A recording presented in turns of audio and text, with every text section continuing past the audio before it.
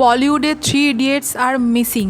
দেশে এত বড় একটা আন্দোলন চলছে, সোনম বঞ্চু এতদিন ধরে অনশন করে প্রায় মরতে বসেছে, কিন্তু এদের কোনো দেখা নেই।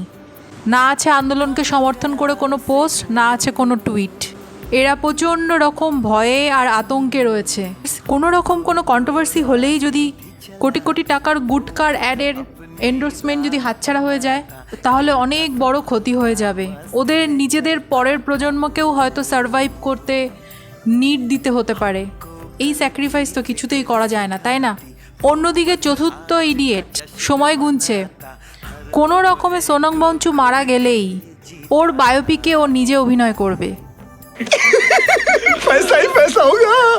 বেঁচে থাকতে একজন, মরে গেলে একজন।